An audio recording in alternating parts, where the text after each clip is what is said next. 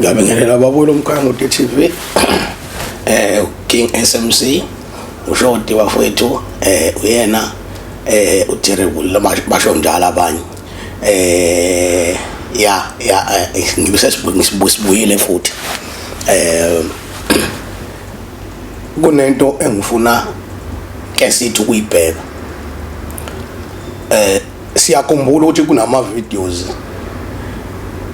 la senze khona sikhuluma ngendaba yeinkabi inkabi uthola ukuthi umuntu uyathengwa athengelwe ukuthi ayobulala umuntu.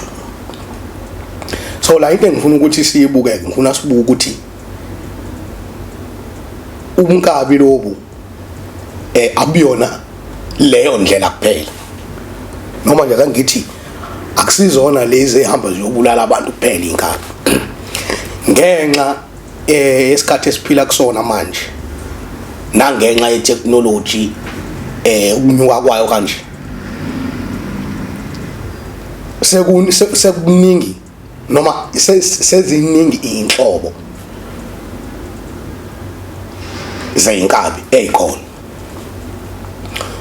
Njengoba ngiveza lokho ukuthi khona inkabi ehamba ethengwayo ngemali kuthiwa ayiyobulala umuntu mhlawumbe bafike bamdubule or bamgwaze noma kwenzekeni manje kodwa kukhona inkabi manje uthola ukuthi akazi ukukubulala ngokukudubula, uzokubulala nje ngento azoyikhuluma ngawe in public.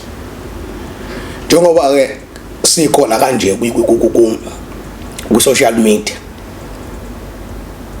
i-social media njengamanje siyenye izinto abayisebenzisayo abantu ukubulala abanye abantu. Uzothi omunye kanjani bayababulala manje abantu, uthola ukuthi kuzoke kuvela umuntu ku social media uzovela akukhulume ngomunye indlela athi mayikhuluma ngayo kucaca ukuthi lo muntu lo imbulala ephila, because yinto ezosabalala yonke indawo imbulala ephila. Abanye babo baphelelwa imisebenzi, abanye babo kucaca nje ukuthi i-reputation yakhe iyaphela nya ngenxa nje yento ekhulunywa umuntu ku social media. Kunabantu abathengwayo manje bethengelwe lokho ukuthi nakho sokunikeza into engaka kuvunyelwana ngesivumelwano esithile ukuthi ekuzokhokhelana kanjani, bese lo muntu avele ku social media akukhulume ngothile noma angiveze kanje inkulumo zakhe zihlasele umuntu othile, bambulale nje i-reputation yakhe bayibulale bayiqede bayithinya. Siyayibona ke lezi zinto ziyenzeka ngoba uhamba khambe phela kuvele ukuthi awubani nje obade nimuzwe ekhuluma kanje ngobani nangobani nangobani ubethengwe ubani noma ubethengwe obani. Leyo nto leyo ko ihamba yabe inkinga ngoba iyavela mayisivela kanjalo bese kuyacaca ukuthi omunye nje umsebenzi ongathi okunkabi futhi lo, ngoba uthengiwe uzobulala isithunzi somuntu othile. Bayayithatha ke manje abantu abaningi lento bayenza mhlawumbe nje engakuveza ukuthi noma bekuthiwa uyayibona ukuthi uhlupheka kangakanani, mina angisiboni isidingo sokuthi ungaze ugcine wenza into kanjalo, ngoba uma sekuthiwa isivelile kuyacaca ukuthi ukwenza into kanjalo. Abanye kulidele bungozi nje, yabona ungagcina mhlawumbe usubulawa nabantu bekubulalela nje ukuthi wenza leyo nto, noma lo muntu phela usumu-expose ukhuluma ngaye kanjalo kwenze abanye baze bahambe njengoba sazi amafoni asebenza kanje manje, uthothi ulandela umuntu othile amshuthe izithombe noma amenze ivideo, uthola ukuthi enze usendaweni ethile, kule ndawo akuyona kunento afuna isitori afuna ukusikhanda ngaleyo nto esizomdicelela phansi lowo muntu loyo amshuthayo noma amvideorayizayo. Ubona usubona ngevideo nje kuhlekweke ngoba phela kunjalo ngoba social media abantu mebezwa into nomuntu kuthiwa akayilandelanga lo nto uthi iyona ngempela yini ngalendlela eshiwo ngayo, abantu nje bazoyithatha bathi indaba ithi lonto igcina ibule reputation yomuntu.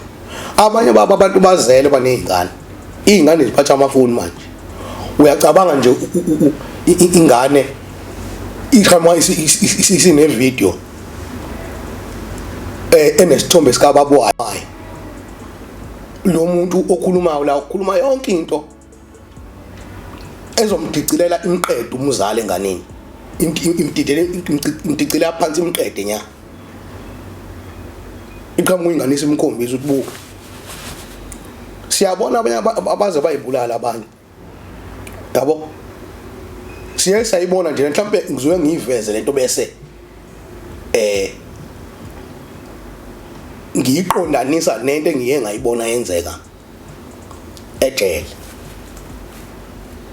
Mhlawumbe ngizokhumbula ukuthi siye sakhuluma ngeenhliziyo, uthola ukuthi umfowethu lo usejele uthandana nosisi lo, bayakhuluma efonini benze yonke into. Uthi uma kuthiwa sekufika isikhathi sokungaboni ngasolinye kwabo, uthothi bebebuye besendelane ama naked pics, yabo ama nudes, yabona. Uzothi uyabona usexabene nalo sisi lo avela athathe lawo ma nudes lawo awathi bhu ku social media. Uzothi uyezwa lo sisi lo useyibule ngoba othothi ubevela ngisho nasebusweni, omunye ubenza ivideo, yabona, enqunu enjani njani kuvelisiswa wakho sangasese naye ebusweni uyabonakala, avela poste leyo nto lo mfethu. Uthi uyezwa usisi lo uthi mhlawumbe useyibulele. So ngizama ukuyiveza lento ukuthi i-social media manje isisebenza njengesikhali kanjani. Ingakho ngiyiqale ngayiveza ngokuthi akusesizona kuphela manje inkabi eyidubula abantu noma igwaza abantu ezenzana, but sekukhona inkabi ezithengelwa ukuthi zimbulala umuntu ephila on social media. So mhlawumbe mina ngingakuveza manje ukuthi namanje ngizophinda ngisho kanje ngithi noma ngabe kuthiwa ususwele kangakanani, ungayenzi into enjengaleyo ngoba at the end of the day izofela ngoba hamba kuvela ukuthi ubani uthe ngubani, bese kuba njani ke manje usudicile umuntu usumbulele ephila. Noma ngabe kuthiwa abantu basoye bengazi ukuthi kusoye kwenze njani, kodwa kuhamba kuvela ukuthi hayi kunje lo muntu uthweze khuluma kanje ngobani, ingenxa yokuthi uthengwe ubani. Bese leyo nto naye lo okuthi uthengiwe imidonsela amanzi ngomsele, ngoba naye phela lo osuke sebulewe phila na unabantu abanithandayo. Mhlawumbe uthi futhi umuntu one following, yabo, unabantu nje abaningi abamthandayo regardless nje of abantu bakubo. Isigcina manje lento isivela iphenduka impi. Kanti nalo owenza lento hayi ukuthi uxabene nalo abaxabene phela uthengiwe kunikezwe something noma unikezwe imali wathenjiswa lokho athengiswe khona ukuthi sokunikezwe u1 no2 no3 bese diqilela isithunzi somunye umuntu phansi ambulale phila. So isizama ukuveza leyo nto ukuthi njengamanje usocial media usuyisikhali ngalendlela ukunyuka nje kanjalo noma ukukhuphuka kangaka kwe-technology kudala manje noma sekudale ukuthi kube nalezi zinto esikhuluma ngazo enjengalezi esikhuluma ngazo.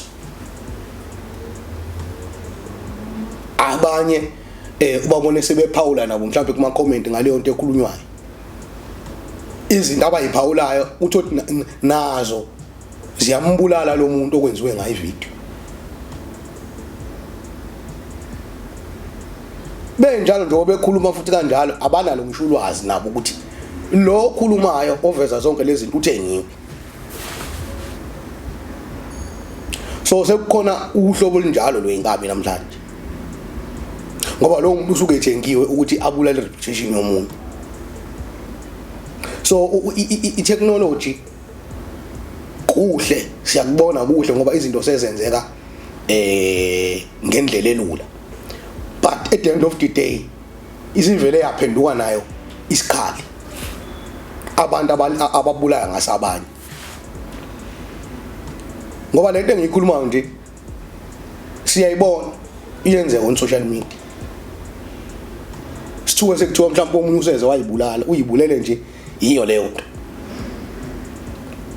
So ilokho nje bengifuna ukuveza bese ngiveza into ethi engathi singayiqaphela izinto ezifana nalezo singathuki sesingena ezintweni ezifana nalezo ngokuthi mhlawumbe sithi sidinga imali. Ngoba kunabantu on social media abangazele ukukhuluma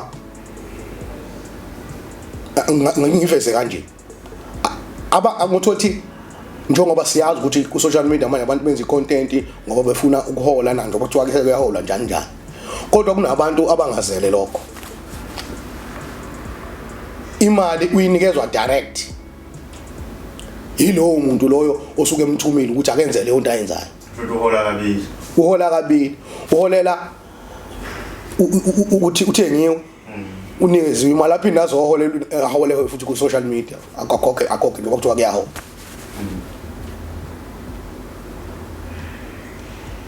Leyo at the end of the day yenzani igcina isinikeza abantu inkinga. Lo muntu osumdigcele phansi isithunzi sakhe kanje bese at the end of the day yena usenkingeni manje. Wena usuholile waphinde wahola. Yabona abanye babaze uzubona ngoba sebegadwa abanye wabuza asakwazi nokuhamba kahle manje. Angithi phela manje lento ayenzayo lokho ekhuluma ngabantu kanje enzani useyasaba manje ngoba uyazi ukuthi hey yabo akathembi umuntu noma ngabe ethu unemoto noma ngabe ethu akanayo usesaba nje ukugibela itaxi mahamba ngemoto phela imoto iyazi ukuthi imoto yakhe usenqala ngisho ukungena e-store sefuneka manje uyamona usuze usuphila impilo engathi angazi noma ngizothi usuphila impilo yokulala obenyoni lesimo nje sokuthi uvuma ukuthi ube inkabi ku social media. Awusaphili kahle manje usuphila ngokucasha ngamanye amazwi awusena ngisho privacy ngoba phela usuhlala ugadiwe. So into ekanjalo ke wafowethu ngathi singayiqaphela ngoba at the end of the day ngisho ngayifihla kanjani kuthiwa nixoxela kuphi leyo nto nahlangana kuphi nanikana imali kanjani njani igcina ivelile kodwa. So ilento nje bengifuna ukuyiveza bukhanya kude TV.